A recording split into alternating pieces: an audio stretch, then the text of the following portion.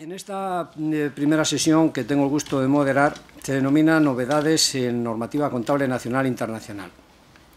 Y para desarrollar este punto pues tenemos unos ponentes de lujo. En primer lugar va a intervenir Ana María Martínez Pina, presidenta del ICAC, y que nos va a hablar de las últimas resoluciones del ICAC, un tema muy interesante que nos actualicemos todos. Y posteriormente vamos a tener dos presentaciones coordinadas de un tema complicado que es el borrador de deterioro del IASB. Como ya saben, hubo un primer borrador, ahora hay otro borrador, no sabemos si habrá modificaciones.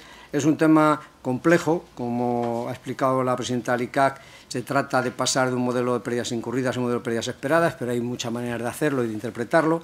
Entonces, para que nos lo expliquen y en un tiempo limitado, pues tenemos la suerte de contar para este tema con dos ponentes, Jaime Vázquez, de European Banking Federation, y Juan del Busto, del Banco de España.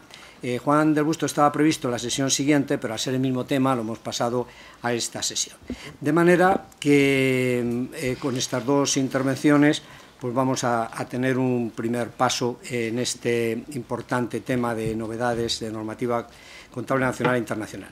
Trataremos de que las intervenciones pues sean suficientemente largas, pero también suficientemente reducidas para que pueda quedar unos minutos de debate con ustedes al final, que al fin y al cabo siempre es muy interesante el resolver las dudas. Y sin nada más por mi parte y dando las gracias por su participación, paso la palabra a Ana María Martínez Pina. Muchas gracias. Muchas gracias, Felipe. Bueno, yo voy a empezar con un tema que es bastante más sencillo que los instrumentos financieros, porque en definitiva pues, se trata de resoluciones que desarrollan aspectos concretos del Plan General de Contabilidad, con lo cual no se introducen modificaciones, sino que son concreciones o desarrollos. Estas resoluciones se han aprobado en 2013. Hay 3 resoluciones que ya se han aprobado y una que ya hemos enviado el texto al BOE, con lo cual se publicará pues, en los próximos días. Estas resoluciones lo que hacen es sustituir algunas de las antiguas resoluciones del ICAC que desarrollaban el antiguo plan de 1990, y los criterios que se han utilizado para elaborar estas resoluciones, pues evidentemente es el desarrollar el plan de 2007. Se ha seguido con esa intención de converger en la medida de lo posible con las normas internacionales de información financiera, con lo cual para estas resoluciones se han tomado como referente pues, la NIC 36 para el deterioro, la NIC 16 para el inmovilizado material, la NIC 38 para el intangible, etcétera. Y también estas resoluciones han incorporado ciertos criterios del ICAC que se habían publicado a través de consultas a lo largo de todos estos años, con lo cual estas han sido las bases para la elaboración de estas 4 resoluciones. Yo voy a destacar pues, un poco las novedades de cada una de ellas. La primera que se publicó fue la del inmovilizado material y las inversiones inmobiliarias. Como primera novedad, pues su propio título. En el plan del 90 no teníamos la categoría de inversión inmobiliaria. Con el plan de 2007 aparece esta categoría, con lo cual esta resolución desarrolla pues, el tratamiento contable tanto del inmovilizado material como de las inversiones inmobiliarias, que es prácticamente el mismo. Como novedades, pues en la valoración inicial hay 3 cuestiones pues quizá novedosas, que algunas se habían incorporado, como decía antes, a través de consultas del Instituto. La primera de ellas es el tratamiento de los pagos contingentes. Los pagos contingentes son aquellos que se acuerdan y que en el momento de la compra del inmovilizado, y que son contingentes en la medida que dependen de la evolución de eventos futuros o de la evolución de condiciones que están íntimamente relacionadas con el bien que se está comprando, pues de su capacidad de producción, etcétera. Estos pagos contingentes se incluyen en la valoración inicial. Hay que hacer una estimación del importe que vamos a tener que pagar en función de esas evoluciones, de esa evolución de las condiciones del bien, y la contrapartida pues será el correspondiente pasivo. Y si se produce un cambio en la estimación, del importe que voy a tener que abonar como consecuencia de esa contraprestación contingente, ese cambio de estimación se incorporará en el propio activo en la medida en que se modifique también el importe del pasivo, porque voy a tener que pagar más o menos contraprestación, salvo si esa nueva estimación del importe que voy a tener que pagar se debe a factores que son eminentemente financieros y que no guardan estricta relación con la evolución del bien, pues cambios en los tipos de interés, cambios en los índices de precio, etcétera. En ese caso no alteraremos el valor inicial del activo, sino que registraremos un gasto financiero en la cuenta de pérdidas y ganancias, pues con abono, en su caso, al pasivo financiero. Otra cuestión que introduce la resolución es en relación a los costes de desmantelamiento o retiro y costes de rehabilitación, cómo tenemos que tratar los cambios en la estimación de la provisión, pues por variaciones en los flujos de efectivo, porque voy a tener que pagar más o menos cantidad por esos costes de desmantelamiento o retiro, o por cambios o oscilaciones en el tipo de descuento. Pues aquí lo que recoge la resolución es cómo se ajusta ese cambio, cómo se ajusta el pasivo y cómo se ajusta el activo correspondiente, el inmovilizado. Y una tercera cuestión que introduce la resolución, que ya estaba recogida vía consulta, es el tratamiento de los anticipos de inmovilizado material. En aquellos casos en que yo compro un inmovilizado material y en un primer momento inicial anticipo una cantidad antes de que yo reciba el inmovilizado material, antes de la entrega. Esa cantidad que anticipo y que en ese momento inicial no tiene la condición de inmovilizado material, sino de anticipo, tiene que irse actualizando en función del tipo de interés incremental del proveedor y tiene que ir contabilizando, aumentando el activo, el anticipo, con cargo, con abono a un ingreso, y ya cuando reciba el inmovilizado material, pues darle de baja el anticipo y registrar el elemento correspondiente. En cuanto a la valoración posterior, bueno, aquí nos introducen grandes novedades. Hay una referencia a la amortización, pues se incorporan definiciones de vida útil, vida económica, se hace una mención expresa a los distintos métodos de amortización, se hace una mención expresa a cuándo se inicia la amortización y cuándo cesa. Aquí en la valoración posterior no se regula el deterioro, porque el deterioro, pues como sabéis, está recogido en una resolución aparte, que luego veremos. Y también se recoge en la valoración posterior las actuaciones sobre el inmovilizado material, reparación, conservación, etcétera, muy en sintonía con lo que recogía el plan del 90. Hay un apartado de formas especiales de adquisición del inmovilizado material, adquisiciones de título gratuito. Fundamentalmente, pues aquí sí lo que se recoge es que se contabilizarán por su valor razonable y se recoge una referencia expresa a la norma de subvenciones, donaciones y legados. Las permutas, comerciales y no comerciales, se desarrollan un poquito más los términos del Plan General de Contabilidad, y las aportaciones de capital no dinerarias, tanto para el receptor, el que recibe ese inmueble y contabiliza un instrumento de patrimonio, como para el aportante, el que aporta el inmovilizado y a cambio recibe pues, los instrumentos de patrimonio, que ahí pues, esa aportación se lleva a las normas de las permutas. Entonces hay que analizar si esa aportación tiene carácter de permuta comercial o no comercial, a efectos de registrar en su caso el posible resultado derivado de esa aportación. En cuanto ya a la baja en cuentas, pues se recoge una norma general de cuándo se produce la baja de un activo, de un inmovilizado material, y pues cómo se registra el resultado. Y luego se recogen casos especiales que se habían recogido vía consulta, como son las entregas de título gratuito, la baja por expropiación, por siniestro, y quizá pues una de las de las más novedosas, o de las que nos han consultado mucho últimamente, pues por la situación, es la baja por ejecución de una garantía y por dación en pago de deuda. Aquellos supuestos en los que yo tengo un pasivo financiero y entrego el inmovilizado material para cancelar ese pasivo financiero. Entonces ahí lo que se recoge es que el resultado de esa baja del pasivo financiero a cambio de la entrega del inmovilizado material puede generar un resultado, y hay que diferenciar entre el resultado de la explotación, que se produce por la diferencia entre el valor contable del bien y el valor razonable del bien en el momento de la entrega, y un resultado financiero que se produce por diferencia entre el valor del pasivo y el valor razonable del inmovilizado que se entrega. Y ya el último apartado de la resolución hace referencia a las inversiones inmobiliarias, a las que les es de aplicación todo lo que recoge la resolución, y únicamente se vuelve a recoger recoger la definición, las normas de registro de valoración por remisión a las del inmovilizado material y luego se detalla un poco más el cambio de destino. Es decir, cuando la inversión inmobiliaria deja de cumplir la función de inversión inmobiliaria en la empresa y pasa a ser o bien existencias o bien inmovilizado material. Entonces ahí, bueno, pues ese cambio de destino está recogido en la resolución. Esto en cuanto a la del inmovilizado material. La segunda resolución que se aprobó es la del inmovilizado intangible.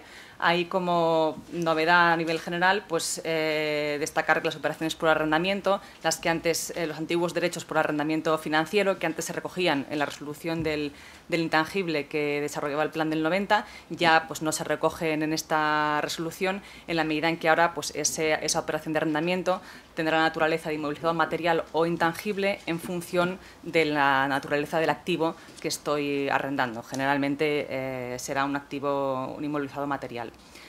En la resolución pues, hace una referencia al criterio de reconocimiento e identificabilidad, es decir, para reconocer el inmovilizado intangible tiene que, además de cumplir la definición de activo, ser identificable a través de un contrato, ser separable, bueno, se desarrolla un poco más ese criterio de identificabilidad. En la valoración inicial, como novedad, pues también se incluye el tratamiento contable de los pagos contingentes, en el supuesto en que adquiramos un inmovilizado y parte de la contraprestación dependa de la evolución de ese inmovilizado, por remisión a la norma, a la RICAC de inmovilizado material, y luego se incluye un apartado en cuanto a la valoración inicial de inmovilizados intangibles en una combinación de negocios. Ahí hay una remisión a la norma de combinaciones de negocios del Plan General de Contabilidad y lo que sí aporta esta resolución es una jerarquía. Entonces, bueno, un poco en sintonía con la NIF 13 de valor razonable, bueno, pues se dice que pues, para valorar ese inmovilizado intangible a valor razonable, en primer lugar se tendrá en cuenta pues, transacciones de ese mismo inmovilizado, a qué precio se han perfeccionado, o bien transacciones de un inmovilizado intangible parecido, sustancialmente igual al que se está adquiriendo, o bien ya, en el caso en que no tengamos esos precios de referencia de transacciones similares o del mismo tipo de activo, nos tenemos que ir ya a unos métodos de valoración. Entonces, esa jerarquía se recoge en la resolución. Y luego, en cuanto a la valoración posterior, ahí, bueno, pues en línea con lo que establece el plan, lo que se recoge es que la entidad deberá determinar si ese inmovilizado intangible tiene una vida útil definida o indefinida. En el caso en que sea definida, se amortizará y en su caso se deteriorará. Y en el caso en que sea indefinida, únicamente pues, se deteriorará. Aquí hemos dejado abierta la posibilidad a que en un futuro el Fondo de Comercio, como consecuencia de la aprobación de la directiva de 2013 sobre cuentas anuales individuales y consolidadas, tenga que volver a amortizarse. Porque, bueno, la directiva tenemos que acabar de confirmar la interpretación de la Comisión en cuanto al tratamiento contable del Fondo de Comercio, pero parece en un principio que, de acuerdo con lo que establece la nueva directiva que se aprobó en junio, el Fondo de Comercio pues tenemos que determinar, como para cualquier otro activo intangible, si tiene vida útil definida o indefinida. Si tiene vida útil indefinida, no la amortizaríamos, y si tiene vida útil definida, habría que amortizarlo. Y en el caso en que que sepamos que el Fondo de Comercio tiene vida útil definida, pero no sepamos identificar de manera fiable cuál es el plazo de esa vida útil definida, entonces cada Estado miembro tendrá que fijar un plazo de amortización que no podrá ser ni inferior a 5 ni superior a 10. Si esa es la interpretación correcta, que nos lo tiene que confirmar la Comisión, pues tendríamos que modificar el Código de Comercio, porque en el Código de Comercio, en el artículo 38, se recoge lo que se dice es que el Fondo de Comercio siempre tendrá vida útil indefinida y, por tanto, nunca se amortiza.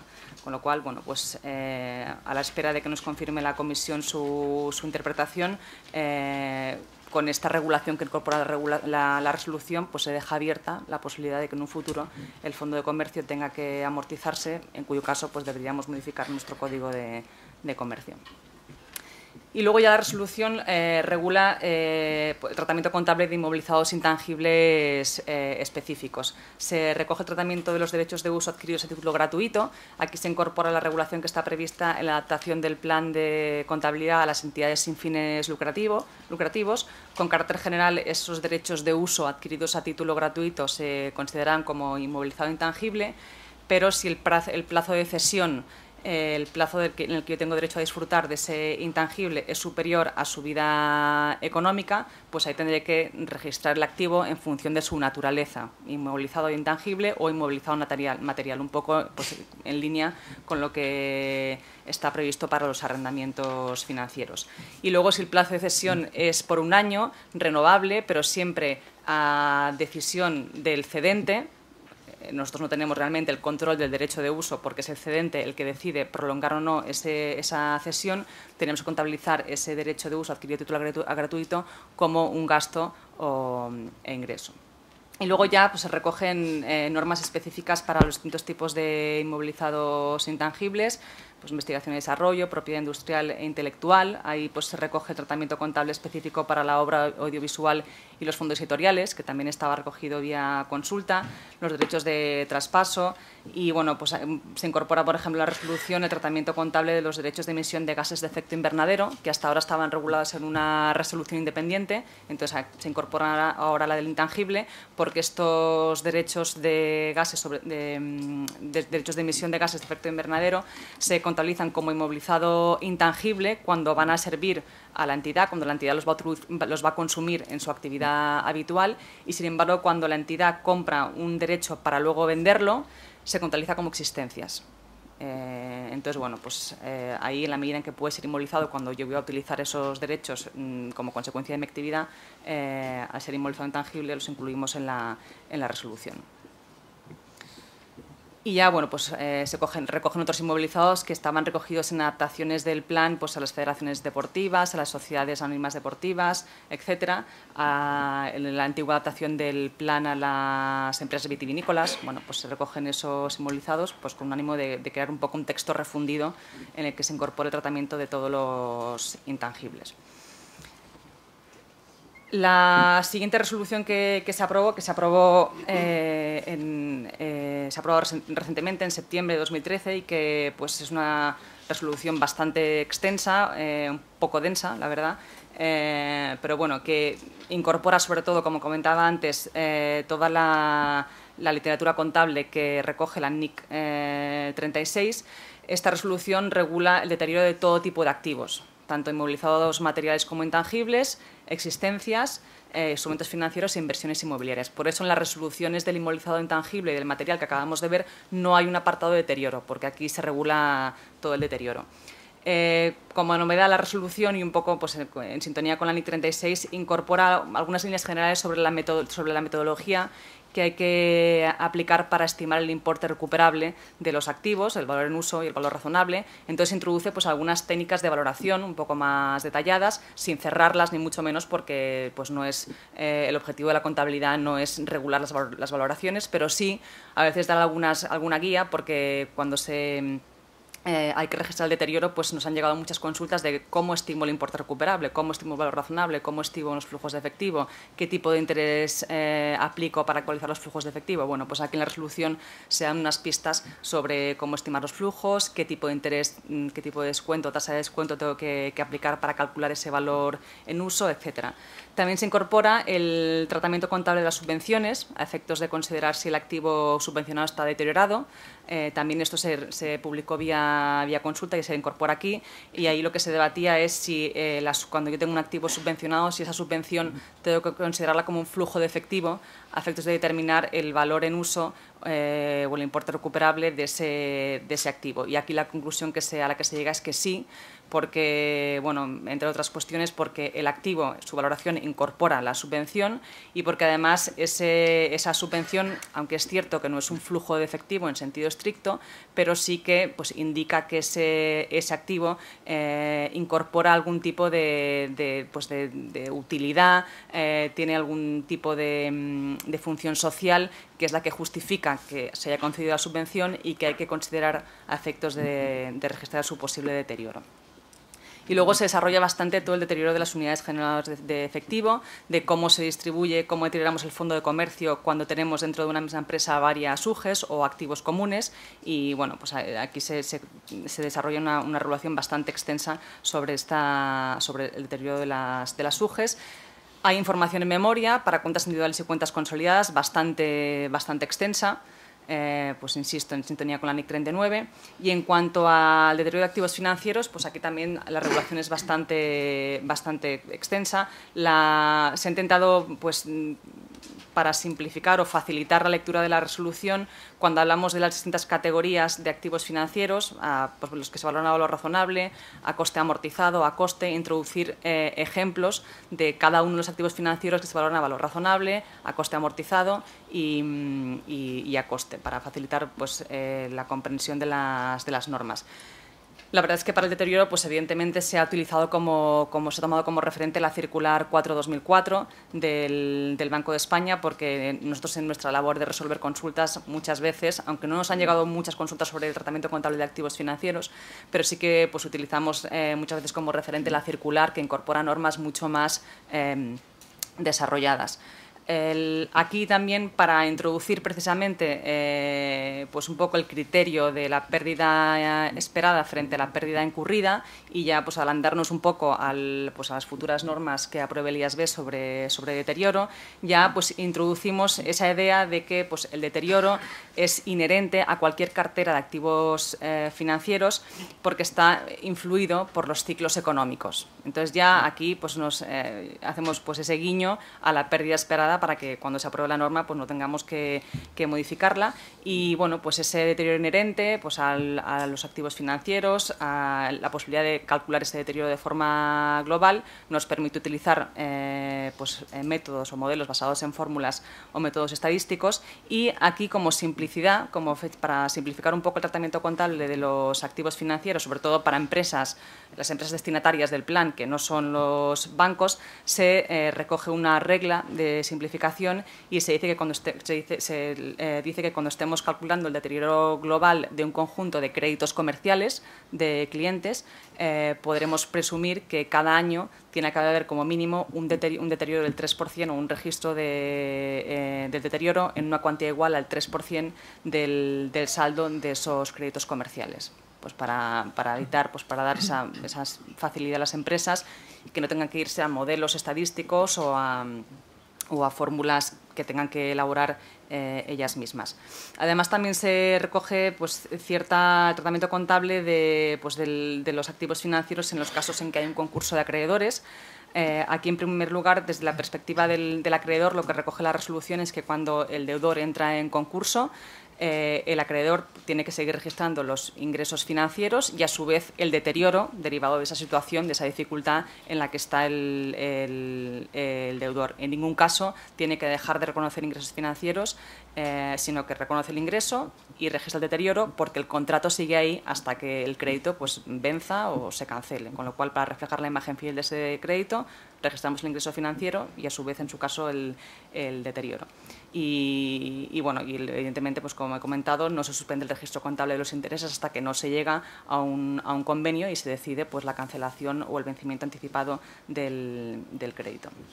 Y ya la última resolución de la que quería hablar, que es la más novedosa, porque regula un tema que hasta ahora no estaba regulado en la normativa contable nacional, y en la normativa contable internacional, a nivel comparado, tampoco hay mucha regulación. Hay una regulación por parte, bueno, en Estados Unidos. La norma americana sí que contempla una norma que aplicar en el caso en que la empresa no pueda aplicar el principio de empresa en funcionamiento, pero es bastante distinta al enfoque que le hemos dado en España. Esta resolución, como digo que es proyecto porque no se ha publicado todavía en el BOE, a pesar de que ya, como comentaba antes, ya se ha enviado al BOE y se publicará próximamente.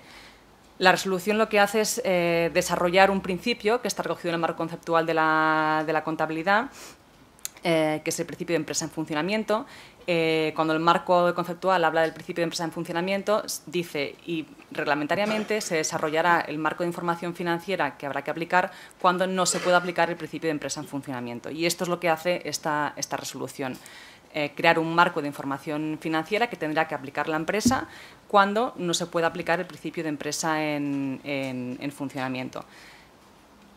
¿Qué supuestos recoge o desarrolla la resolución? Fundamentalmente dos. En primer lugar, aquel supuesto, aquel caso en que la empresa ya está en liquidación, ya se ha abierto pues la liquidación porque se han dado los supuestos legales, o aquellos casos en los que no se ha abierto la liquidación legalmente, pero los administradores ya...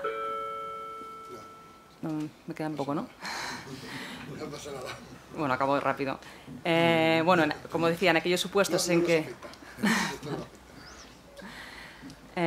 aquellos supuestos en los que se ha abierto la liquidación legalmente o aquellos supuestos en los que no se ha abierto legalmente, pero los administradores ya saben que esa empresa pues, no va a poder continuar y se va a ver abocada a una liquidación. En estos supuestos, en la introducción de la resolución, se deja claro que subsiste la obligación de formular cuentas consolidadas, a no ser que la liquidación se produzca antes del cierre del ejercicio.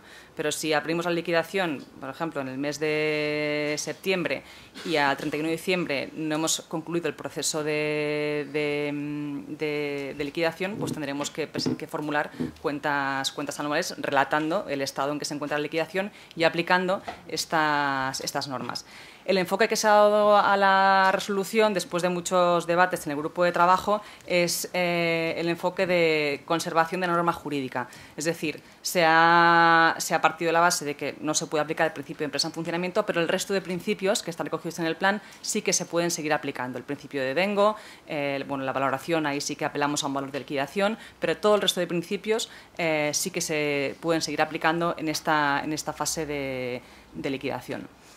La norma, en el apartado primero, y aquí bueno, me extiendo un poquito más por novedad del tema, pues se recoge el objetivo y el ámbito de aplicación, se aplican esos dos supuestos que acabo de comentar cuando ya se ha abierto la liquidación o cuando los administradores ya consideran que esa empresa se va a liquidar, y no se aplica a determinados supuestos como las sociedades de duración limitada, pues los supuestos de modificaciones estructurales, de fusiones, escisiones, porque allí realmente no hay una liquidación, sino que hay una continuidad de la actividad empresarial en otras sociedades.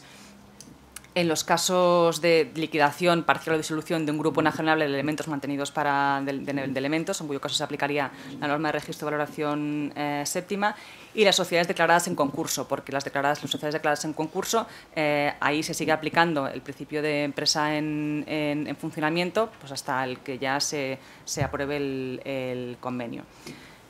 Como criterios específicos de valoración, sobre todo en relación a estos supuestos, como comentaba, partimos de la base de que se aplica todo el marco conceptual de la contabilidad, salvo el principio de empresa en funcionamiento, y en cuanto a la valoración, sí que la resolución recoge que en estos supuestos es cierto que el valor en uso pues parece que pierde cierto sentido, porque ya no voy a utilizar mis activos, sino que los voy a enajenar, y el valor de liquidación... A lo mejor es una alarma de incendios o algo así. Bueno, el valor de liquidación pues sí que puede ser una buena medida de lo que vale el activo en ese momento. ¿El valor de liquidación cómo se define? Bueno, se define de una forma muy general como aquel valor que la empresa espera recuperar de ese activo en la situación en la que está, que es una situación forzada y en la que se ve abocada pues, a enajenar esos activos. Ese valor de liquidación a veces puede coincidir con el valor razonable, pues a lo mejor sobre todo en el ámbito de los instrumentos financieros, pero a veces no, porque ese valor de liquidación parte de la base de que la empresa se encuentra en una situación forzada de venta, mientras que el valor razonable siempre parte de la base de que no hay una situación de venta forzada, sino que hay pues, independencia mutua, se puede vender sin estrés, etcétera. Y luego ya la norma recoge pues, cómo valoramos los distintos activos, las distintas partidas de los elementos patrimoniales de la empresa en esta situación. ¿Qué criterios de valoración aplicamos? Entonces, un poco por brevemente hacer una referencia a cada uno. En cuanto a los activos no corrientes, un grupo de enajenables de elementos mantenidos para la venta, aquí se mantiene la norma general de que estos activos no se amortizan y en su caso se deterioran. Para calcular el deterioro, ese importe recuperable pues, será el valor de liquidación, que es ese valor que espero obtener con la venta de ese activo. Es decir, los criterios de valoración son los mismos, pero a efectos de presentación de estos activos, así como en el Plan General de Contabilidad, pues como sabéis, estos activos se presentan en una línea independiente porque se van a vender, se van a liquidar. En esta situación de la empresa en la que todo se va a liquidar, parece que no tenía mucho sentido que estos activos se incluyesen en una línea separada, porque al final estos a lo mejor se van a liquidar antes, se van a vender antes, pero el resto también se van a vender, con lo cual pues, no incluimos una línea específica en el balance que recoja estos activos. En cuanto a las inversiones en empresas del grupo, multigrupo y asociadas, ahí lo único que se dice es que para efectos de calcular su deterioro, el importe recuperable será el valor de liquidación. Ya no apelamos a valor razonable o actualización de flujos de efectivo. Deudas a coste amortizado, pues hay un poco en sintonía con lo que se recoge en la resolución de deterioro. Lo que se dice es que hasta que no se produzca una modificación de la deuda o una cancelación de la deuda, hay que seguir registrando los intereses y ya cuando se produzca pues, una cancelación o un vencimiento anticipado, pues se calculará cuál es su valor de reembolso. En existencias, lo único que se recoge es que a efectos del deterioro tenemos que comparar el valor contable de la existencia con su importe recuperable. En los impuestos sobre beneficios, pues ahí en un principio habría que dar de baja todos los activos por impuestos diferidos, salvo que se espere que en la liquidación pues hay una ganancia fiscal que permita aplicar esos activos por impuesto diferido. Los ingresos y gastos de operaciones pendientes, ahí se recoge el principio general de devengo, no se debe producir ningún registro anticipado de los gastos, sino que hasta que no se finalice la liquidación sigue el principio de devengo. Sí que pueden surgir como consecuencia de la situación en la que se encuentra la empresa provisiones y contingencias, porque rescindamos contratos de arrendamiento, por obligaciones que tengamos con el personal. Entonces ahí, pues en el caso en que surjan esas provisiones, tenemos que recogerlas en el balance o informar en memoria. Subvenciones, donaciones y legados, la única referencia que se recoge es que quizá como consecuencia de la liquidación, la subvención que en un principio era no reintegrable y que teníamos contabilizada en el patrimonio neto, a lo mejor se va a convertir en reintegrable porque no hayamos podido concluir con las condiciones a las que estaba sujeta esa no reintegrabilidad, en cuyo caso tendríamos que reclasificarla del patrimonio neto al pasivo. Las retribuciones del personal a largo plazo, ahí pues en aquellos casos en que la empresa tenga un plan de pensiones externalizado, pues tendrá que seguir contabilizando la provisión hasta que el promotor, hasta que la empresa liquide sus obligaciones con ese plan de pensiones. Y luego en los hechos posteriores al cierre del ejercicio se apela a la norma general y lo que se recoge es que en el supuesto en que la liquidación, la decisión de liquidar la empresa o la apreciación por parte de los administradores se produzca entre la fecha de cierre y la formulación, habrá que formular las cuentas de acuerdo con esta resolución, y en el caso en que se produzca entre la formulación y la aprobación de las cuentas por parte de la Junta General, habrá que reformular las cuentas de acuerdo con estas normas. Y ya, bueno, las últimas cuestiones que recoge la norma pues son determinadas cuestiones relativas a las normas de elaboración de cuentas anuales. Como decía antes, si las operaciones de liquidación se concluyen antes del cierre, no hay que formular cuentas. Si se concluyen después del cierre, hay que formular cuentas. No se exige adaptar la información comparativa, porque el marco de información financiera pues, es un poco distinto, a pesar de que hayamos partido de esa conservación de la norma jurídica. En el balance se clasifican las partidas, se siguen clasificando entre activo corriente y no corriente, con la excepción de los activos no corrientes mantenidos para la venta, que ya se incluyen en la categoría general, en la medida en que liquidamos toda la empresa. No se aplicarán la cuenta de pérdida y ganancias pues los criterios sobre operaciones interrumpidas, porque también pues, decae un poco, pierde sentido. Y en la memoria pues, se incluirá una norma especial en la que se aplique, en la que describa pues, todo el proceso de liquidación al que está sometido la empresa.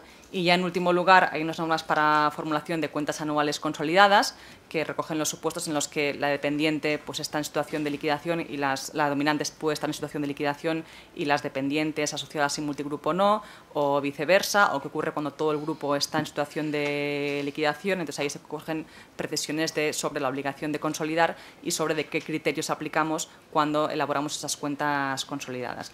Y en último lugar, la norma recoge un apartado sexto en el que trata de qué ocurre cuando una empresa pues, está en una situación en la que pues, pensaba liquidarse, ha aplicado esta resolución y en el ejercicio siguiente pues, no se liquida por las circunstancias que sea y tiene que volver a aplicar el principio de empresa en funcionamiento. Entonces ahí lo que se recoge es una regla de retroactividad, de valoración de todos los activos y pasivos al inicio del ejercicio, como si se hubiese aplicado el Plan General de Contabilidad y no este marco de información financiera, de valores liquidativos, etcétera, y se dan una serie de reglas o de pautas en aquellas ocasiones en que esa aplicación retroactiva pues, pueda ser difícil. Y bueno, estas son las principales resoluciones que hemos aprobado. Ahora estamos trabajando en una resolución sobre el coste de producción. También en nuestra mente estaba el aprobar una resolución sobre operaciones entre empresas del grupo, porque bueno, el ICAC ha publicado muchas consultas, sobre todo en el BOICAC 85, sobre las operaciones entre empresas del grupo. Hemos visto que en algunas ocasiones había ciertas inconsistencias y lo que nos gustaría es que en una resolución se recogiese pues, toda esa doctrina o esos criterios que quizás están un poco dispersos. Y bueno, muchas gracias por su atención y por mi parte nada más. Gracias.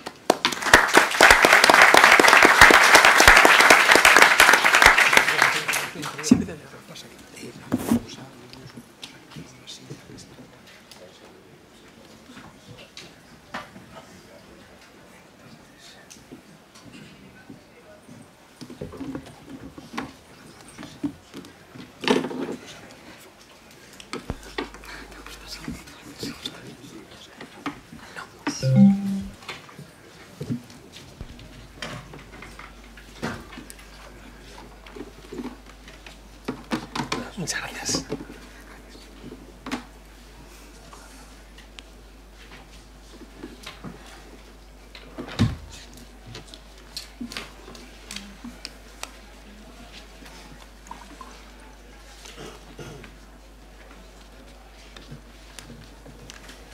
Bien, como les decía, ahora toma la palabra Juan del Busto para la primera parte del tema del borrador del deterioro del IASB y a continuación intervendrá Jaime Vázquez.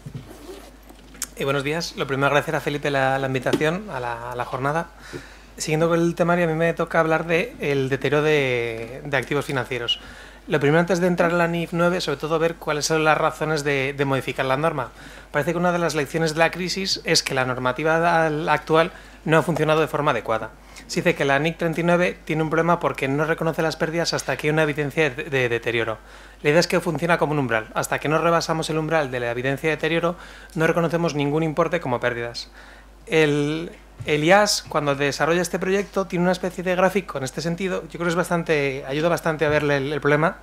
En el eje horizontal tenemos el deterioro de la calidad crediticia y en el eje vertical lo que tenemos es el deterioro reconocido. Y esto sí, las pérdidas esperadas. Cualquier operación, cuando se concede, tiene una pérdida esperada. De hecho, en la medida en que el interés que da el instrumento es superior al tipo de interés libre de riesgo, lo que nos está dando es una evidencia y una medida de cuál es la pérdida que espera obtener la entidad en ese activo financiero. Lo que supone el modelo de pérdida incurrida es que al inicio de la operación no reconocemos ningún importe de pérdida. A pesar de que tenemos una pérdida esperada de la operación, el importe reconocido como deterioro es de cero. Y no se reconoce siquiera por el hecho de que vaya empeorando la calidad crediticia. La propia NIC 39 dice en la guía de aplicación que un incremento del spread de crédito no supone una evidencia de deterioro. De modo que incrementos de spread de crédito estarían poniendo en manifiesto un incremento de la pérdida esperada, económica, pero no reconoceríamos una pérdida contable en este caso. Y únicamente reconoceríamos la pérdida incurrida cuando identificamos que la operación está como deteriorada, cuando rebasamos ese umbral de deterioro. Reconoce el propio IAS que esto lo que supone es diferir las pérdidas. Tenemos un modelo de pérdidas que se ha venido a denominar too little too late, porque vamos a esperar demasiado a reconocer las pérdidas y no tendremos suficientes pérdidas reconocidas por las carteras deterioradas. Esta es la constancia de que el modelo de la NIC 39 parecía no funcionar de una forma adecuada. Además de esto, los organismos emisores tienen un mandato político por parte del G20. El G20 dice que los emisores contables tienen que modificar el sistema de provisiones de pérdidas.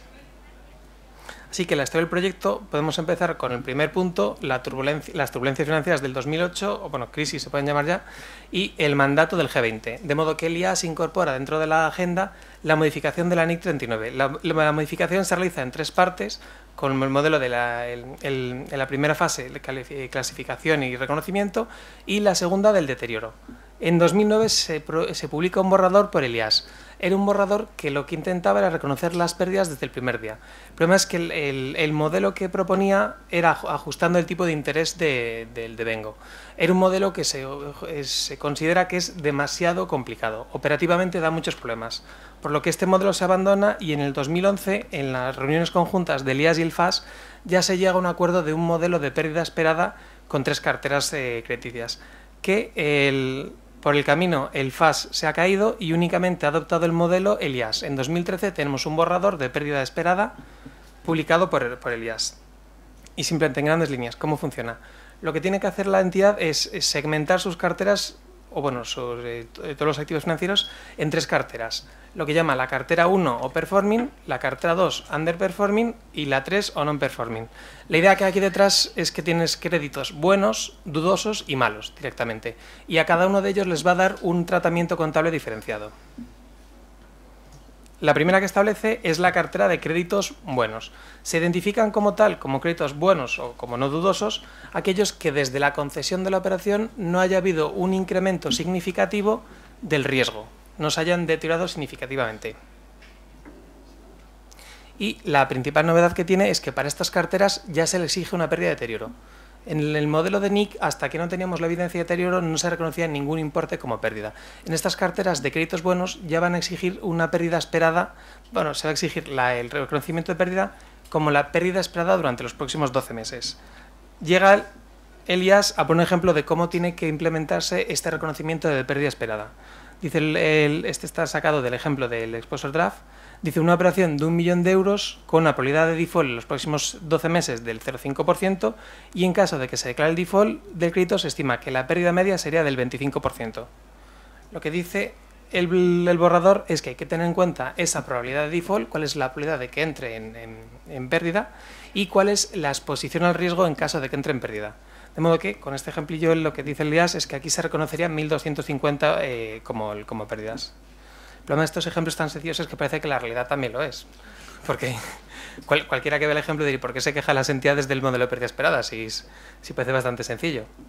Este es el primer estadio, el de los créditos no deteriorados y a los que se le asigna una pérdida de se les exige reconocer las pérdidas durante 12 meses. El siguiente estadio que tiene son los préstamos en los que se haya incrementado significativamente el riesgo de crédito desde el reconocimiento, se haya un deterioro significativo, pero que no tengamos una evidencia objetiva. Es la idea como dudosos, que nosotros esperamos que la probabilidad de pérdida en estas operaciones sea superior a la del reconocimiento inicial, pero no llegamos a identificar que estas operaciones tienen una pérdida, no han entrado en default. Lo que dice es que en estos casos ya no es adecuado reconocer la pérdida de 12 meses, sino que tiene que reconocerse la pérdida esperada a lo largo de la operación. Y utiliza una presunción para que sea más sencillo a la entidad identificar cuáles son aquellos que han sufrido un incremento del riesgo de crédito significativo desde la concesión. Utiliza como presunción aquellas con impagos superiores a 30 días.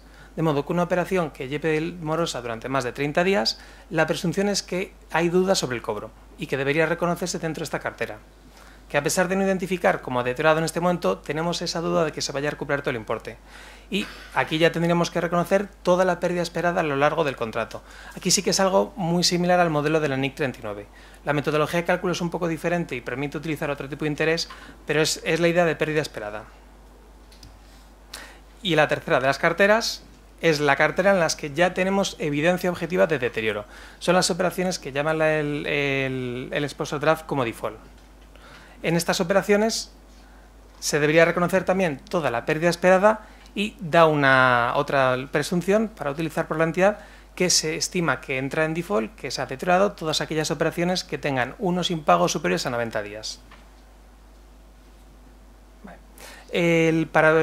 Para calcular la pérdida esperada de las operaciones da dos metodologías. Admite varias metodologías.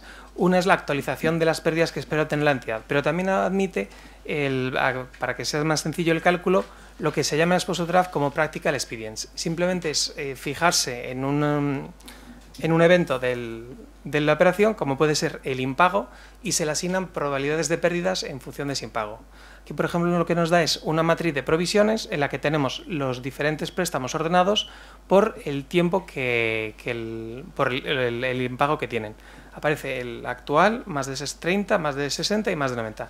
Y a cada préstamo lo que le dan son diferentes porcentajes de pérdida. Se admite, además, en el ejemplo lo que diferencia es entre diferentes operaciones. No se va a aplicar la misma matriz de provisión a todas las operaciones, sino que en función de la naturaleza de la operación, la entidad puede utilizar diferentes metodologías.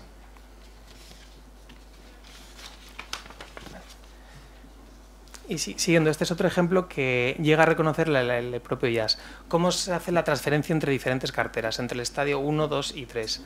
El ejemplo que pone el IAS es una cartera de hipotecas a tipo de interés variable más 200 puntos básicos. En el momento de conceder las operaciones no se puede identificar que ninguna se haya deteriorado significativamente desde la concesión. Todas estarían en el primer stage, de modo que se reconocería únicamente la pérdida esperada durante 12 meses. Un ejemplo que pone que puede suponer la evidencia de que el riesgo de crédito se ha incrementado es que suban los tipos de interés de referencia. Si pasamos del 3% al 5%, los acreditados tendrán que hacer frente a mayores pagos en los siguientes años. Eso puede dar lugar a que una parte de esos acreditados no puedan cumplir con sus obligaciones de pago.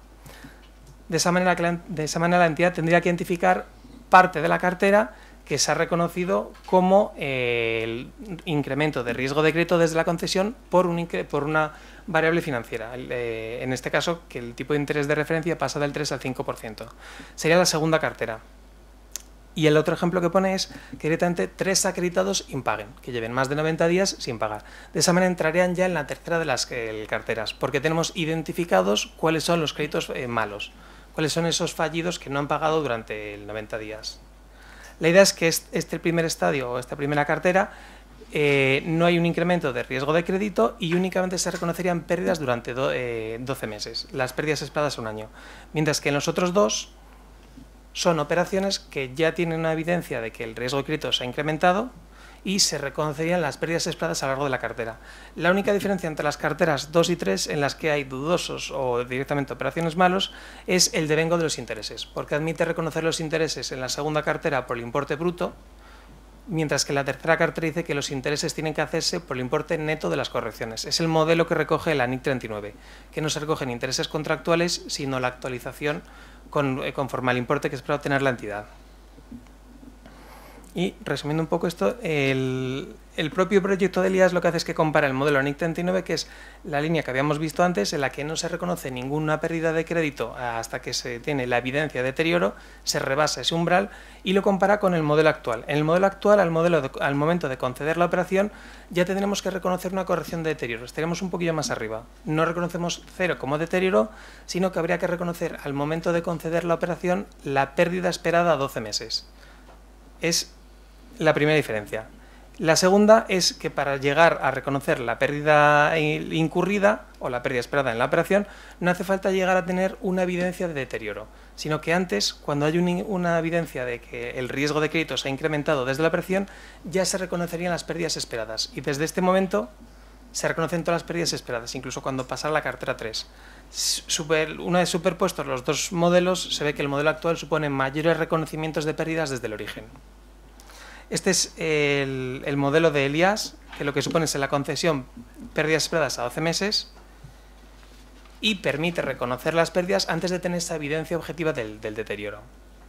Por contraposición, el FAS parecía que iba a adoptar el mismo modelo, pero la última propuesta que tiene el FAS es reconocer la pérdida esperada de la operación desde el primer día, de modo que se reconocen las pérdidas de la operación desde el primer día.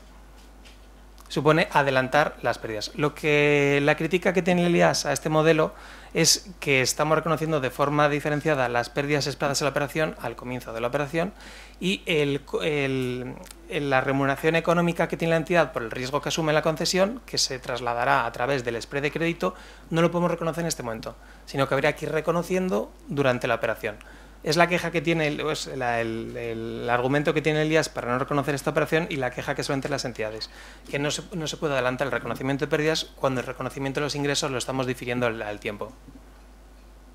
Entonces, simplemente resumiendo las tres propuestas, partimos de un modelo de pérdida incurrida en el que al momento de la operación no reconocemos ninguna pérdida y necesitamos esa evidencia objetiva de deterioro, rebasar ese umbral de deterioro para reconocer la pérdida. tenemos dos alternativas. El modelo del IAS, que supone reconocer las pérdidas esperadas a 12 meses y una vez que haya una vez que se evidencie que el riesgo del crédito se ha incrementado, ya reconocer toda la pérdida esperada, y como contraposición el FAS, que sería un modelo más severo, más duro. Reconocería las pérdidas esperadas desde el primer día de la operación. Muchas gracias.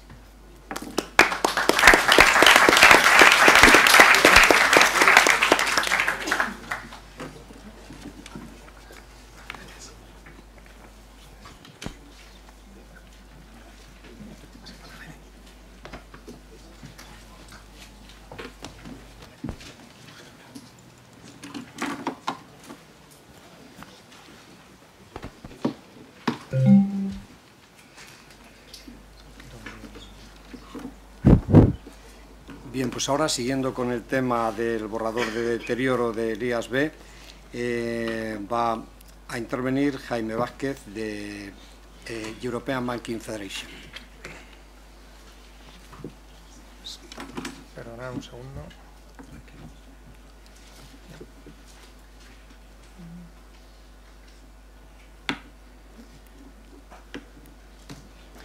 Vale, pues muchas gracias, Felipe, como siempre, por la invitación. Yo mi charla un poco era complementar, habíamos hablado Juan y yo yo pusiera un poco más los retos que nos hemos encontrado pues, en banca en el estudio análisis de esta norma, ¿no? Que todavía no es definitiva, todavía le queda un tiempo, pero bueno, llevamos desde el 2008 discutiendo.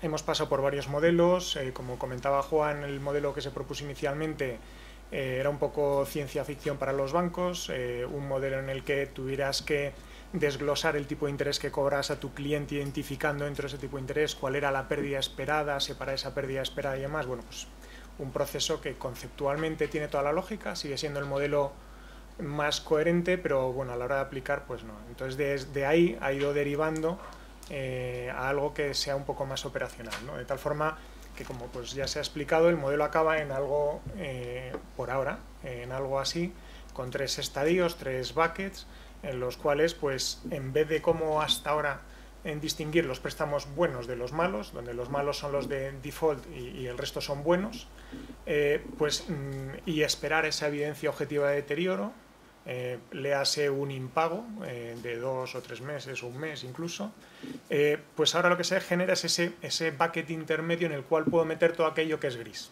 No es ni blanco ni negro. Hasta ahora las entidades, pues a lo mejor lo que era gris se tendía a ver más blanco, pues el regulador tendía a verlo más negro, el auditor pues de un lado y de otro.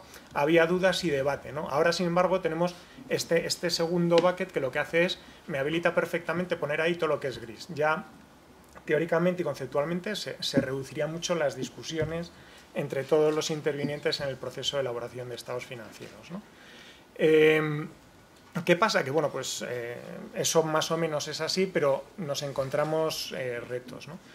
Nosotros hemos estado pues, en la implementación del field testing que hizo el IAS-B, de hecho hemos estado con Ernst & Young preparándolo, y nos hemos encontrado con varias cosas que son relevantes, pero quería centrarme en dos, ¿no?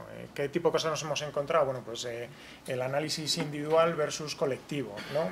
Uno de los problemas que teníamos en la banca, que le contamos al IAS-B, es que nosotros no analizamos todos los préstamos uno a uno, los que son grandes sí, los que son más empresas y demás, pero los que son carteras de tarjetas de consumo, pues bueno, al cliente le ves cuando se lo concedes el préstamo y luego cuando te viene a pedir ayuda, ¿no? O cuando te lo viene a cancelar, pero por el medio no hay nada. Entonces, todos esos préstamos, esos portfolios, se analizan de forma colectiva. Entonces, necesitamos un modelo de provisiones que nos permita también ese análisis colectivo, ¿no?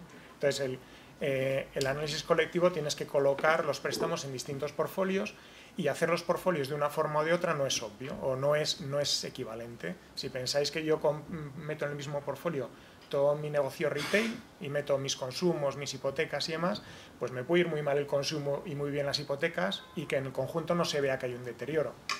Entonces no estaría viendo el deterioro que comentaba Juan. Por eso me dice el IAS-B que tengo que agrupar portfolios que sean homogéneos desde el punto de vista de riesgo, etcétera, ¿no? Pero incluso dentro de un conjunto de hipotecas, pues es unas hipotecas pueden parecer que son todas homogéneas, pero en cuanto evoluciona el ciclo económico pueden dejar de serlo. Yo puedo tener ya, no sé, segundas residencias que van a tener más impago que las primeras residencias, o viviendas en costa que son peores que las de ciudades, etcétera, etcétera. Entonces, en ese momento sí me permite la norma segregar esos portfolios para tratarlos de forma distinta, porque si no estaría, pues de alguna forma, no mostrando la realidad de lo que está ocurriendo, ¿no? Pero ese es uno de los problemas, ¿no? Hay otros muchos, pero yo me quería centrar en en dos. Uno, que es el primero, es de los que creemos que tiene relevancia, es el transfer del estadio del bucket 1 a ese estadio segundo. Antes teníamos el problema en cuando lo pasamos a dudoso y no, ahora tenemos el problema cuando lo pasamos a este bucket 2 o no. O sea, volvemos a tener otro área de debate. ¿Por qué? Porque se sigue produciendo lo que se llama el efecto precipicio, ¿no? El cliff effect, por el hecho de que yo voy a pasar de provisionar en el estadio 1 solo 12 meses de pérdida esperada y paso a provisionar en el estadio 2 toda la pérdida esperada a lo largo de la vida de la operación, con lo cual vuelve a no ser gratis en términos de poner las provisiones, ¿no? Ahí también, si se lee la norma, parece que también es un poco demasiado matemático, ¿no? Nosotros lo que pretendíamos transmitir también al IASB es que la norma no podía quedar de una forma absolutamente estadística, matemática, que si pasaba A ocurría B, y que habría unos modelitos tipo los modelos IRB para solvencia, y que acabáramos en algo que no se controla, ¿no? Desde las entidades, pues los modelos estos de solvencia, pues bueno, tienen unos procesos, pero al final no sabes muy bien explicar qué es lo que pasa debajo. Aquí se supone que no tendría que ocurrir lo mismo. Al final el riesgo de crédito, que es lo que manejamos los bancos de toda la vida, pues tiene unos parámetros que muchas veces son más observables y ya los gestionamos de siempre, ¿no? Cosas como, pues si pensáis en empresas, pues tenemos ratings, tenemos watchlist, tenemos los refinanciados, o sea, hay mucha información. Si pensáis en negocio más retail, pues dices, bueno, tienes menos información. Tienes información de los que están vencidos y no te han pagado, tienes información de los que te han refinanciado, y en el futuro ya vamos teniendo más información de modelos comportamentales, ¿no? El hecho de que una persona con una costumbre de uso de tarjeta de crédito determinada de repente esté llegando sistemáticamente todos los meses al límite de la tarjeta de crédito te da idea de que a lo mejor está teniendo algún problema. Si tiene un impago en alguna otra entidad, bueno, pues si tiene préstamos pedidos en la cercanía de vencimiento de otros, cosas de ese estilo, que lo que marca son comportamientos que se analizan y te pueden dar pautas de lo que está yendo bien o mal, ¿no? Entonces esas son cosas que sí tenemos y podemos incorporar para identificar todo aquello que hay que meter en el segundo bucket, que es el bucket este gris. Y eso, si os dais cuenta, cuadra mucho con lo que ahora se está discutiendo de cara a la introducción del Banco Central Europeo como supervisor único de las entidades grandes, de lo que quieren hacer en el Asset Quality Review, que es pues darle una pasada a los bancos para ver si están clasificando bien los instrumentos, si están bien adecuadamente provisionados y demás. Y lo que están trayendo en la agenda para revisar son cosas como esa, los refinanciados, los procedimientos, los watchlists, etcétera, etcétera, ¿no? O sea que esto realmente no sería algo que sea descabellado. Pero ¿qué pasa? Que cuando le planteamos al IASB hacer el tratamiento y la consideración de lo que metíamos ahí en el segundo bucket de esta forma, nos decía, sí, pero os falta la información forward-looking, ¿no? A todos los bancos. La información hacia el futuro. Un modelo que se basa en pérdida esperada, pues es lo que esperas. Entonces, un past due, sobre todo en negocio retail, un past due estás mirando para atrás, un refinanciado estás mirando para atrás. Son cosas que ya han ocurrido. Pero dices, oye, si miras para adelante y ves que tu PIB está cayendo, o tienes previsión y tu servicio de estudios te dice que va a caer el PIB y que tu paro se va a incrementar en otro X%, pues hombre, eso no está ni en los past dues ni en los refinanciados. Eso estará en los past dues y estará en los refinanciados. ¿Cómo lo metes? Nosotros que decíamos, pues tienes toda la razón, pero ¿cómo lo metemos también? ¿Por qué? Si pensáis en España, ¿qué metemos? Todos los portfolios retail de todos los bancos españoles en el segundo bucket y los provisionados por toda su vida residual. porque el PIB y el paro está como está, no tiene sentido. ¿Qué proponíamos nosotros? Pues que ese hecho, esa información futura, se mirara desde un punto de vista de medición de la pérdida esperada, pero no en términos de transferencia de unos buckets a otros. Es decir, que si mido la pérdida esperada un año del Stage 1, meta esa información forward looking, pero que nunca me suponga un transfer al Stage 2. Y así lo mismo para el 3, pero básicamente es el estadio 2 el problemático, ¿no? Y si no, alternativamente, por eso no les gustaba, lo que proponíamos era hacer lo que llamamos un management overlay. Esto es, vamos a ponerle dentro del estadio 2 una provisión que, digamos, cubra toda esa posible futura pérdida esperada, pero sin asignarlo a ningún préstamo. ¿Eso qué significa? Pues que desde un punto de vista de gestión es manejable y, sobre todo, que nosotros al final lo que gestionamos son clientes, son personas con un CIF, un DNI, un lo que sea. Entonces yo no le puedo decir al director de una oficina, oye, tu cliente le he puesto una provisión del 20% porque un modelito me lo ha dado, porque el director me va a decir, oye, pero es que este me está pagando. Y decir, sí, pero me lo da mi modelo. Eso no lo queríamos, por eso decíamos, oye, pon una provisión no llamemos genérica, que esto da lugar a, no vamos a entender, una provisión que cubra ese riesgo futuro, la colocas en el estadio 2, pero no la asignas individualmente a ningún préstamo. Eso tampoco les gusta. ¿Qué decían gente como los ingleses? Pues oye, cojo de mi estadio 1, cojo clientes al azar, tal que les voy a pasar al estadio 2, o al bucket 2, no sé al final cómo acabamos llamándole a este, y le pongo las provisiones para que me absorban toda esa. A eso al IASB le gustaba, pero no tiene ningún sentido. Pues estaría pasando al estadio 2 a personas que a lo mejor me están pagando, ¿no? Pero bueno, ¿cómo intentamos o cómo creemos que se puede resolver eso? Bueno, pues hay dos formas. Una nos gusta un poco más y otra un poco menos. Una es, pues cógete tus portfolios y empieza a segregarlos hasta el último nivel. Que es un ejemplo muy simple. Si te pones hipotecas, dices, bueno, pues puedo dividir el portfolio hipotecas, lo divido por regiones. Y luego, a su vez, lo subdivido por loan to values. Y luego lo subdivido por scorings. Pero seguro que se nos ocurre otra cosa más, por lo que también pudiera subdividirlo.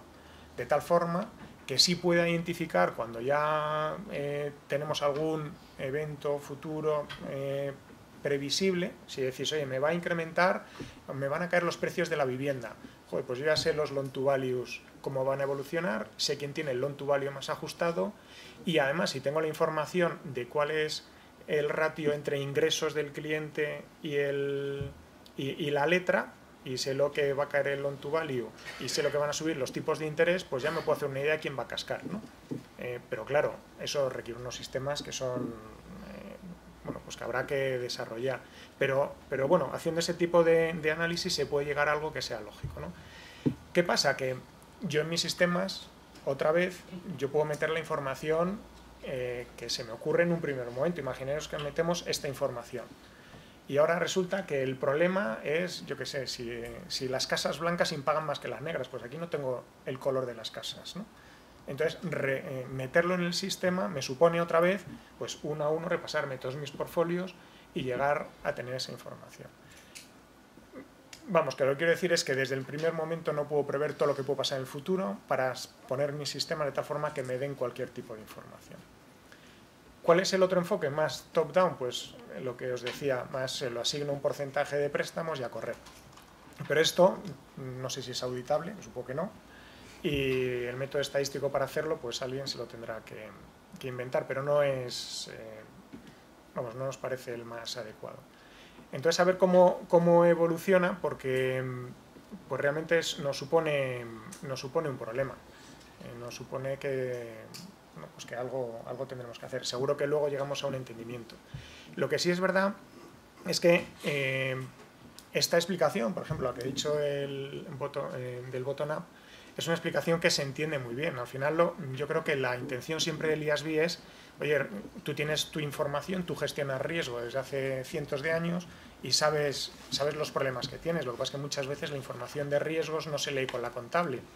Luego hay también, como siempre opinión personal, creo que cuantas más reglas concretas pongas en la contabilidad, más posibilidades de arbitraje abres. Sin embargo, este modelo está bastante abierto y puedes discutir y puedes hacer algo que esté acorde con la realidad que tú experimentas en tu entidad, ¿no? Y en tus portfolios. Entonces, por esa parte está bien. ¿Que esto sea auditable? Pues, bueno, pues supongo que es mucho más difícil. Lo que no sé es si nos incrementarán los fees, pero bueno. Y este es uno de los temas. El otro es este, ¿no? Las pérdidas esperadas lifetime. Si aquí en el bucket 2 y en el 3 ya contaba Juan pues que ahí tenemos que medir las pérdidas esperadas a lo largo de la vida de operación. El problema está otra vez en el bucket 2, que es la novedad realmente y donde estará la discusión y el debate. El bucket 3, la pérdida esperada lifetime es la misma que hoy, porque se supone que el cliente ya ha hecho default, con lo cual probabilidad de default es igual a 1, y ya estoy hablando solo de severidad, y la severidad pues es la que calculo hoy, pues poca diferencia habrá, ¿no? Pero en el estadio 2 la diferencia es que la probabilidad de default no es 1, no está en dudoso, la probabilidad de default será el 15, el 20, el 30, el 40, pero no es el 100. Y tengo que calcularla, esa pérdida esperada lifetime, si lo hacemos con modelos estilo PDS LGDs, pues tenemos que calcular la exposición por la probabilidad de default y por la severidad. ¿Probabilidad de default a cuánto tiempo?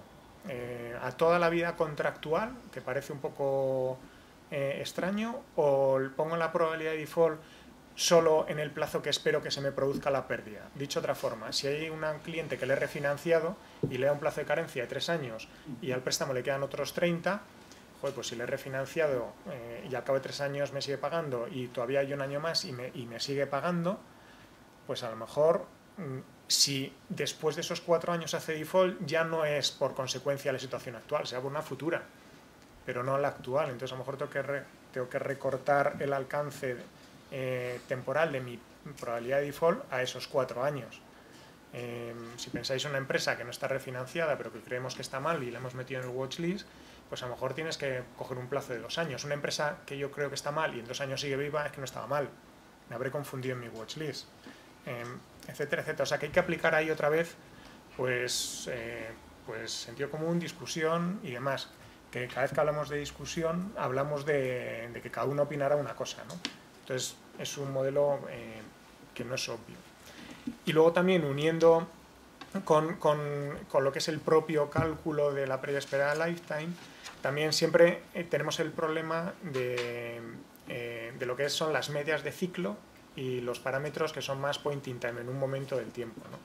Una pérdida esperada lifetime se supone, y el IASB siempre está pensando en tu mejor estimación de lo que va a pasar, es decir, está pensando en una probabilidad de default point in time, más de lo que tú realmente crees que va a pasar, y una severidad que también es point in time, es, oye, cuando ocurre el default, ¿cuánto crees que vas a perder?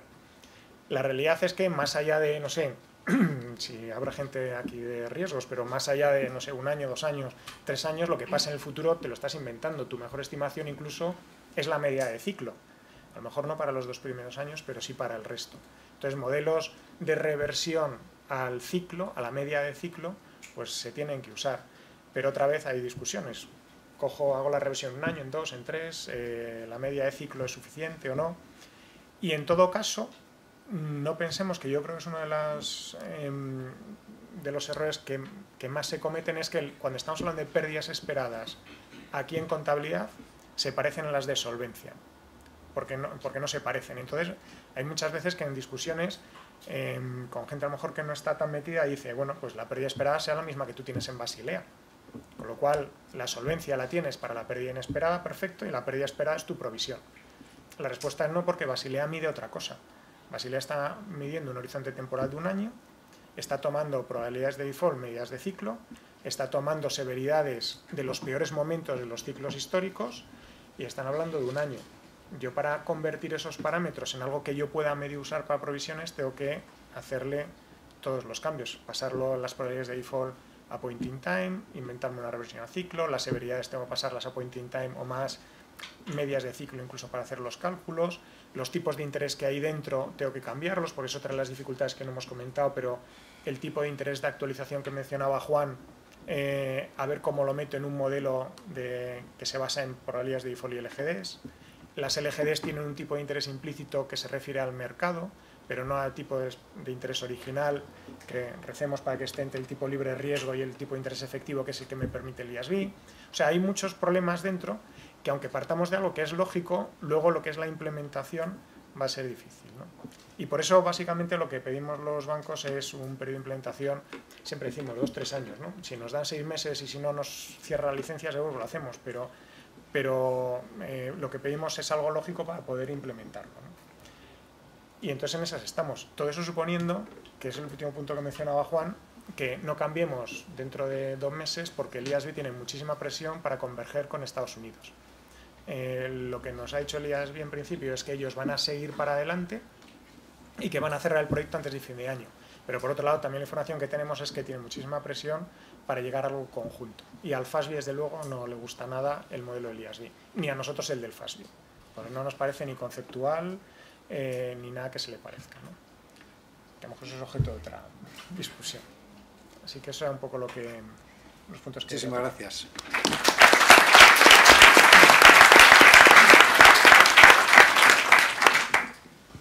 Bien, pues ahora viene el momento del coloquio, a ver quiénes quieren intervenir. Juan. Araceli.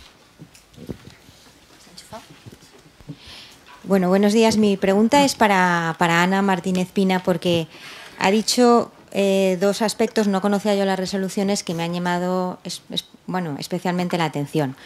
Una es lo de los pagos contingentes, porque evidentemente hay argumentos para todo. Yo entiendo el argumento que se plantea cuando se dice que los pagos contingentes, tanto en inmovilizado material como arrendamientos financieros, serían mayor valor del activo y del pasivo en el caso de que estén relacionados con el uso del bien, y si están relacionados con índices no se incluirían, porque eso es una medida antiabuso.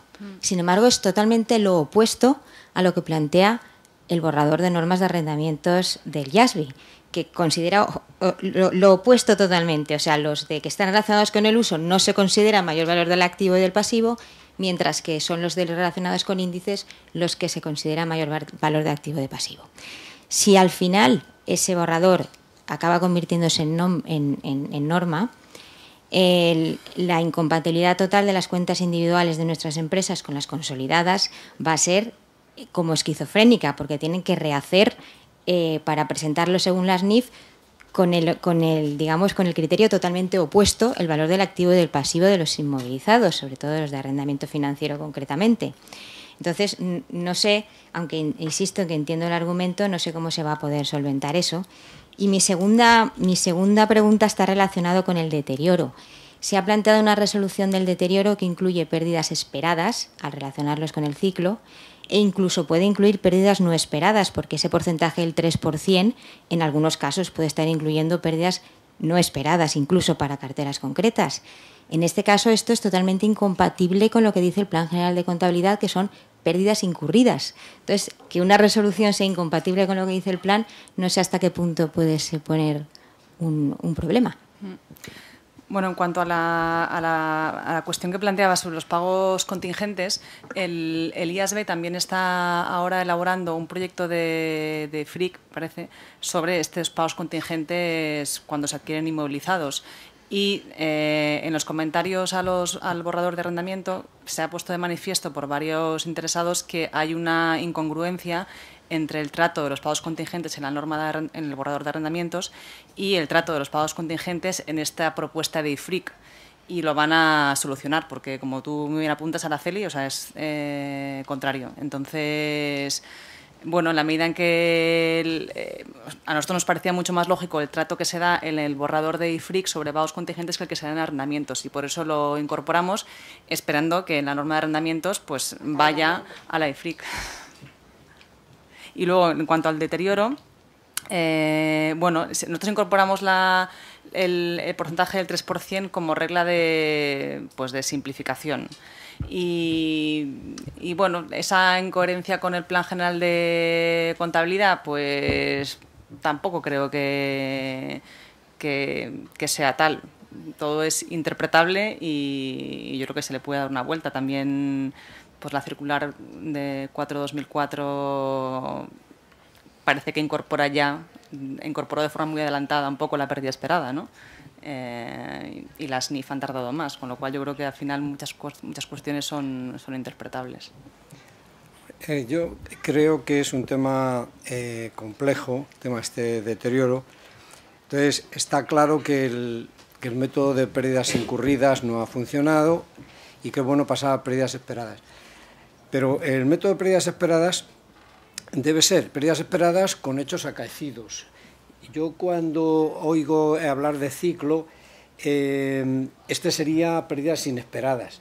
Entonces, yo creo, no sé al final cómo saldrán los borradores, o sea, saldrá la norma final, pero a mí me parece bien que el modelo de pérdidas esperadas, por ejemplo, tenga en cuenta hechos como, por ejemplo, una evolución negativa del PIB o un aumento del desempleo. Son hechos que han ocurrido, que deben dar lugar a unas provisiones, aunque todavía no hayan dado lugar a un default concreto.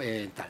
Ahora, el modelo de pérdidas esperadas, si se pudiese, termina convirtiéndose en un modelo de pérdidas inesperadas, basadas en hipotéticos ciclos que no sabemos cuándo terminan, pues ahí pues habría un incumplimiento del marco conceptual de la definición de activo, ¿no?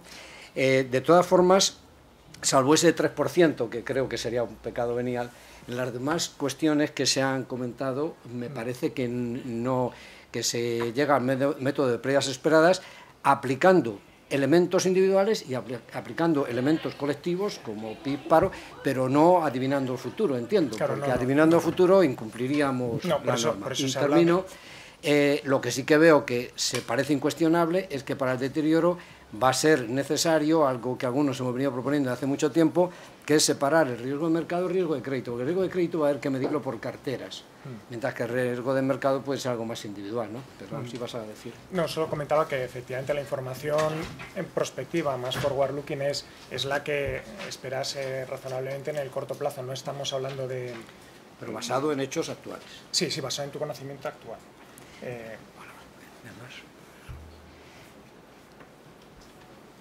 Estoy de acuerdo yo con lo que decís. No es así. Juan. No, este es el problema del que estamos hablando, no es otro, ¿no? En realidad, Felipe, tú estás hablando más bien de pérdida ya incurrida, porque si las cosas han pasado ya están incurridas y entonces estimas las pérdidas. Es una pérdida estimada a partir de hechos ya incurridos. La pérdida esperada es otra cosa, diferente, y claro que tiene que ver con la información del futuro, con la limitación que Jaime decía, que yo no me puedo inventar el futuro a 4 años. A 6 meses, a 1 año, eso sí. No, pero fíjate que la pérdida incurrida... Entonces, sí. Las cosas conceptuales son una cosa y las cosas prácticas son otra. Las cosas conceptuales nos llevarían a un modelo de pérdida esperada mucho más próximo al proyecto del FAS, que sí es de pérdida esperada, totalmente. Y, sin embargo, el modelo de IAS, que yo no digo que no sea de pérdida esperada, es de pérdida esperada, pero con ayudas. De manera que los 3 bucles lo que te hacen es decir, bueno, para esto es más facilito, para esto es un poco más complicado y para esto es muy complicado. Pero te soluciona las cosas, sobre todo soluciona las cosas a los bancos cuando tienes que hacer provisiones por créditos a corto plazo. Claro, si tú tienes una cartera de préstamos hipotecarios a 40 años, pues ahí como puedas, Y desde luego te tendrás que inventar lo que sea. Pero tú no sabes, no puedes decir que haces la provisión de la cartera a 40 años de préstamos hipotecarios con la información que tienes ahora, no, tienes que proyectar, y tienes que proyectar incluso el comportamiento del ciclo en el futuro y todas las demás variables macroeconómicas, ¿no? Bueno, yo creo que hay datos actuales que te pueden orientar, como por ejemplo el spread que se ha comentado, o sea, incluso el modelo del IASB como el FAS tienen una manera de identificar un posible riesgo que tú estás asumiendo, que el mercado marca por el propio spread. Pero claro, el decir que dentro de 5 años va a quebrar, pues sin ningún dato actual, pues creo que salvo datos actuales individuales, que era el método de pérdidas esperadas, o colectivos, que es como yo interpreto el método, o sea, pérdidas incurridas serán eventos individuales, el método de pérdidas esperadas son o eventos colectivos como PIB, como desempleo, o indicativos que nos dé el spread que se está dando a las operaciones en un momento determinado.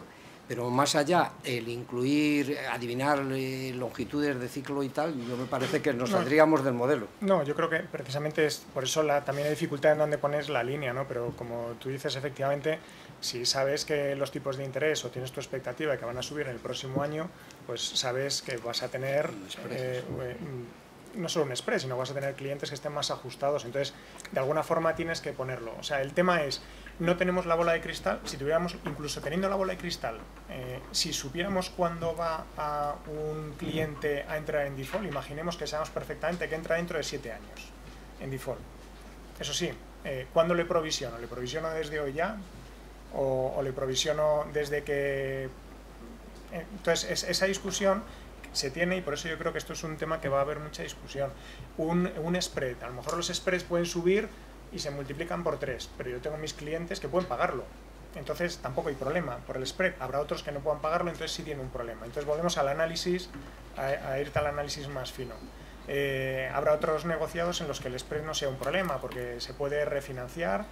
Refinanciar quiere decir ir a otro banco y coger un spread más pequeño y no tiene penalización. O sea que habrá tantos millones de casuísticas que por eso yo creo que esto es algo que va a estar muy pegado al riesgo de crédito, ¿no? Muy pegado al análisis de lo que realmente está pasando en tus portfolios y al riesgo. Si lo hacemos así, lo haremos bien, yo creo. Yo creo que la segregación esa que decías a mí me suena bastante bien, incluso que se permita reclasificaciones de segregación. No sé si... Bien, pues es la hora del café. Muchísimas gracias por la atención. Muchas gracias.